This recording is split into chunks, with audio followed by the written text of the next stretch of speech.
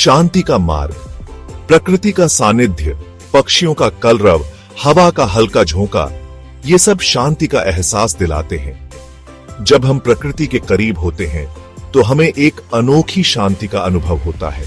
यह शांति हमारे मन को शांत करती है और हमें एक नई ऊर्जा से भर देती है। पर क्या यह शांति स्थायी है? क्या यह शांति हमेशा हमारे साथ रहती है या यह भी समय के साथ बदल जाती है?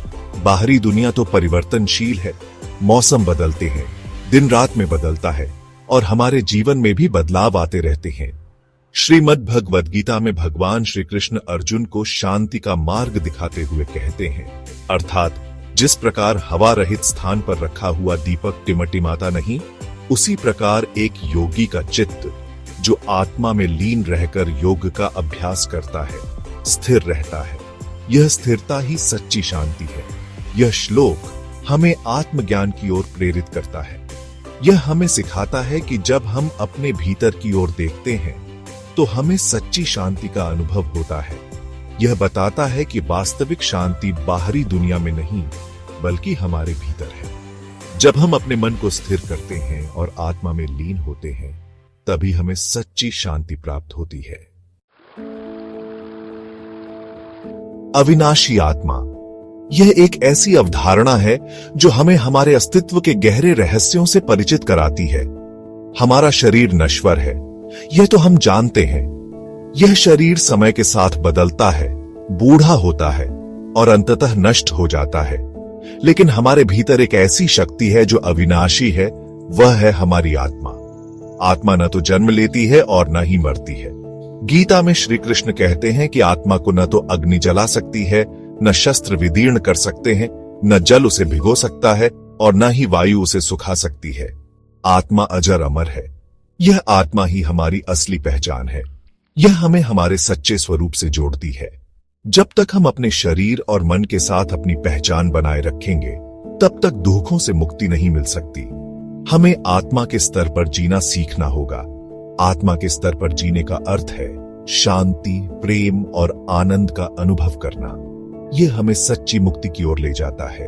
जब हम आत्मा के साथ अपनी पहचान स्थापित कर लेते हैं, तब हम सच्चे अर्थों में स्वतंत्र हो जाते हैं। दुखों से मुक्ति, यह एक ऐसा विषय है जो हर किसी के जीवन में महत्वपूर्ण है। जीवन में सुख दुख तो आते जाते रहते हैं। यह एक निरंतर प्रक्रिया है जिसे हम सभी अनुभव करते हैं। लेकिन आत्मज्ञान की प्राप्ति से हम इनसे प्रभावित हुए बिना जीवन जीना सीख जाते हैं।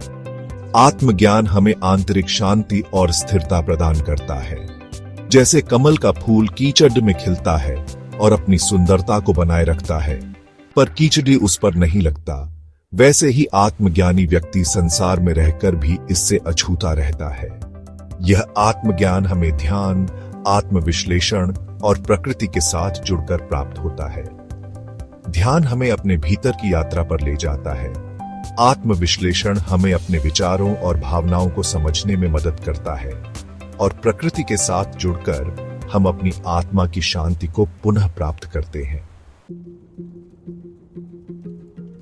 आत्मज्ञान एक दीपक के समान है जो हमारे जीवन के अंधकार को दूर करता है। महात्मा बुद्ध, स्वामी विवेकानंद, महात्मा गांधी, ये सभी आत्मज्ञानी आत्माओं के उदाहरण हैं जिन्होंने अपने ज्ञान से दुनिया को रोशन किया। इनके जीवन से हमें प्रेरणा मिलती है कि हम भी आत्मज्ञान के मार्ग पर चलकर अपने जीवन को सार्थक बना सकते हैं। आत्मज्ञान ही सच्ची मुक्ति है। यह हमें अज्ञानता के बंधनों से मुक्त करके आनंद और शांति के मार्ग पर ले जाता है। इसलिए आइए हम सभी आत्मज्ञान के प्रकाश से अपने जीवन को आलोकित करें और एक सुंदर संसार का निर्माण करें।